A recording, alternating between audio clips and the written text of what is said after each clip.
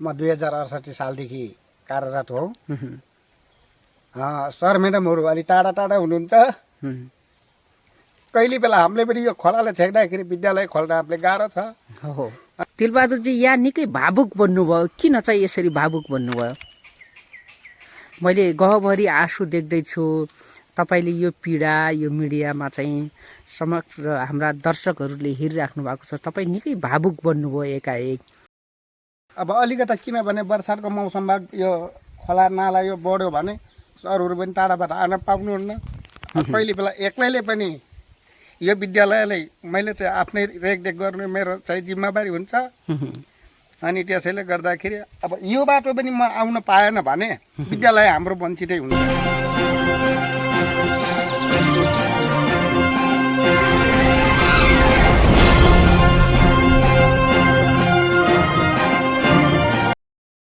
Press online media प्रणालीद्वारा सञ्चालित जलबराह मिडियामा हार्दिक स्वागत गर्दछु। म टोपेन्द्र खनाल। दर्शक महानुभावहरू, म यति बेला दाङ जिल्लाको राजपुर गाउँपालिकाको वडा नम्बर 1 अन्तर्गत रसरी खोला भन्ने गाउँमा छु।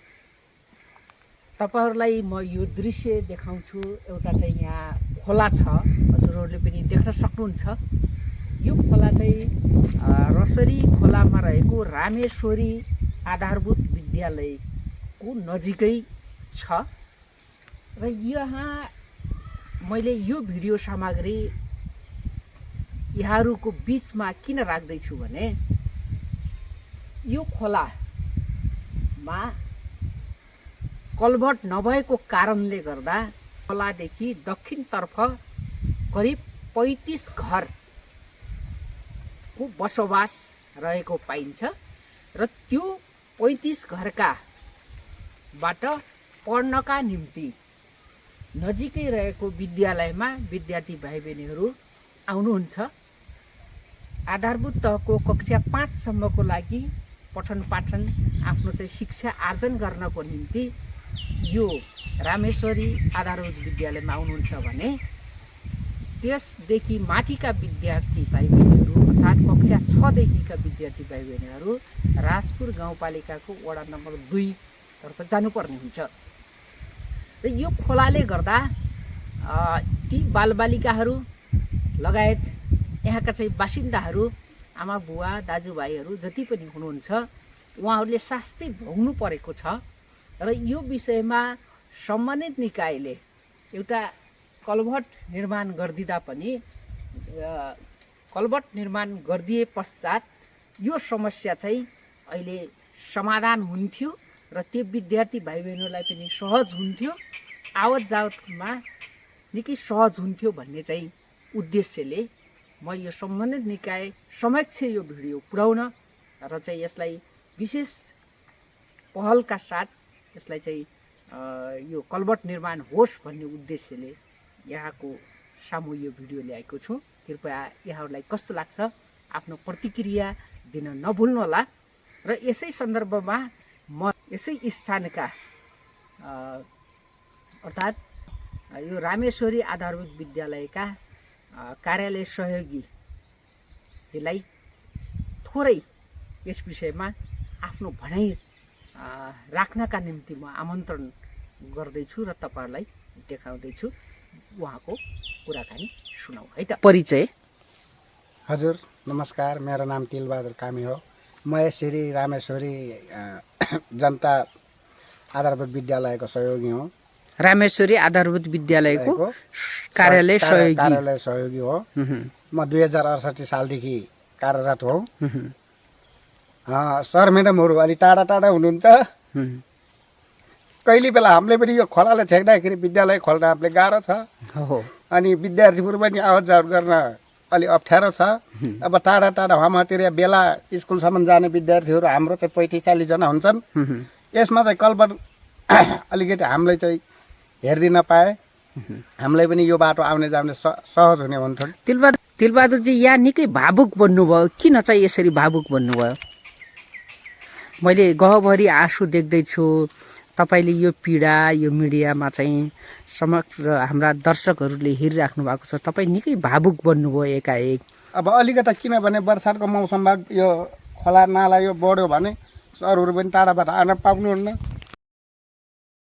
कहिले बेला एक्लैले पनि यो विद्यालयलाई मैले चाहिँ आफ्नै रेखदेख गर्नु मेरो चाहिँ जिम्मेवारी हुन्छ। अनि त्यसैले गर्दाखेरि अब यो बाटो पनि म आउन पाएन भने विद्यालय हाम्रो वञ्चितै हुन्छ।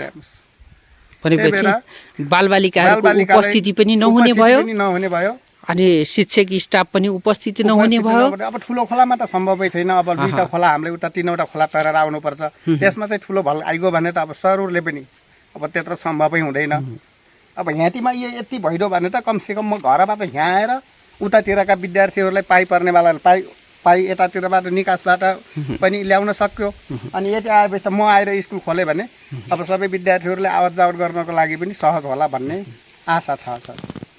अनि यहाँको स्थानीय बुद्धिजीवीहरू यहाँको चाहिँ स्थानीय जनप्रतिनिधिहरूले यस समस्यालाई समाधान गर्नका निम्ति गरेका केही पहलहरू छन् कि छैनन् खेलबहादुरजी? अब अहिलेसम्म त हेर्नुहोस् अब तलतिरको चाहिँ अब त्यही अब अलिअलि डोजर ल्याउनुहुन्छ। अब कहिले पालिकाबाट आउँछन् अनि उहाँबाट अब डोजर सोजर लिएर अलिअलि माटो साटो फैलाइदिए हेर्नुहोस्। त्यो चिप्लो बाटोको पनि अब अलिकता संरक्षण केही पनि भएको छैन।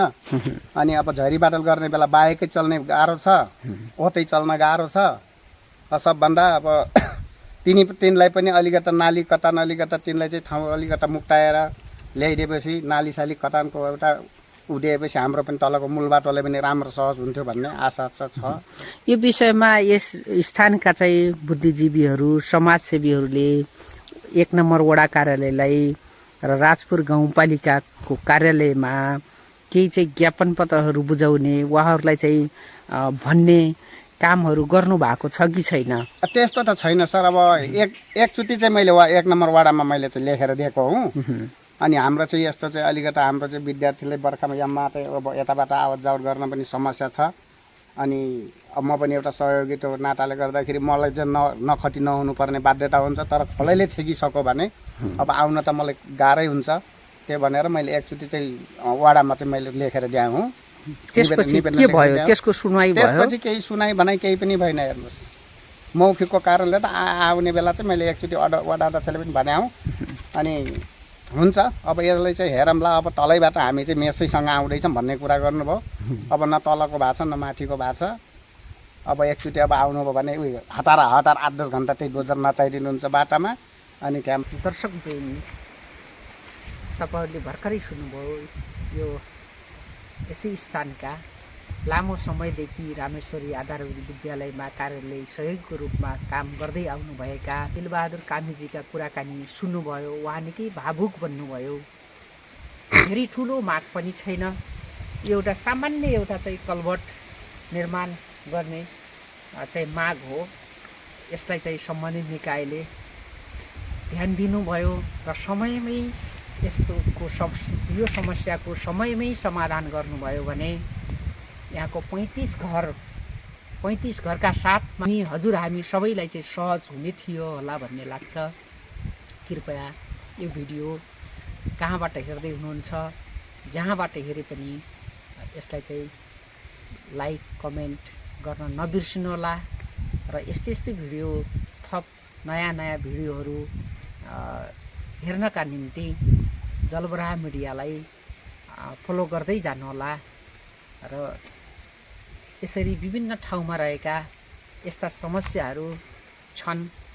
हामी सबै मिलेर कसैले आवाज उठाउँ, कसैले पहल गरौँ, कसैले बजेटको जो जहाँ हुनुहुन्छ बजेटको विनियोजित गरौँ र समयमै काम सम्पन्न गरौँ, सार्वजनिक सुनवाई राखौँ र यस्ता चाहिँ समस्या समाधान गरौँ भन्ने उद्देश्यका साथ यो भिडियो यहाँहरूको बिचमा राख्दै अहिलेलाई कार्यक्रमबाट म कार्यक्रम प्रस्तुता टोपेन्द्र खनाल पनि यहाँहरूको बिचबाट बिदा हुने अनुमति चाहन्छु। निरन्तर रूपमा जलबराह मिडिया हेर्दै गर्नुहोस्। नमस्कार।